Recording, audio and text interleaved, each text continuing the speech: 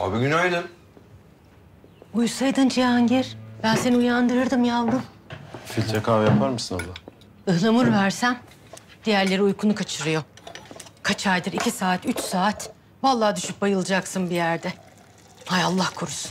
Şimdi doktora gitsen 3 gün uyuturlar seni. Nurten Hanım, bu papatya çayı uykusuzluğa iyi geliyor diyorlar.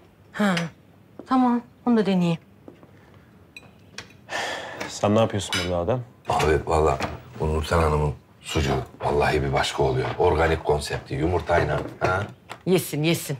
Afiyet olsun Adem. Allah razı olsun. Cihangir, sana da hazırlayayım mı kuzum? Adem, kız ne oldu? İyi abi. Toparlanınca evine bıraktım. Tamam da kimmiş neymiş baksaydın. Abi kız işte. İskender Bey'in kızı. O ne demek lan? Abi müjde işte. O kız hani İskender Akay'ın kızı ya. Bu Müjde bizim İskender'in kızı Müjde mi? Adem ben bunu şimdi mi öğreniyorum? Abi ben de yeni öğrendim. Ben senin haberin var sandıydım. Ya o gün sen kıza nerelisin dedim surat falan yaptın ya. Ben ne bileyim abi. Nereden bileceğim Adem? Haklısın abi. Ben de bu hastanede nüfus kağıdı lazım oldu. Orada uyandım mevzuya ama gidince de tabii evine pişti oldum.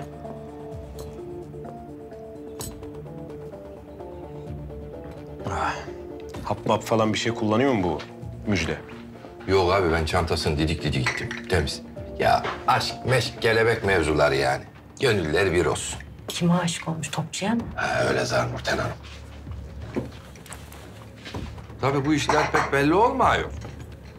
Adem, kızı takip ediyorsun.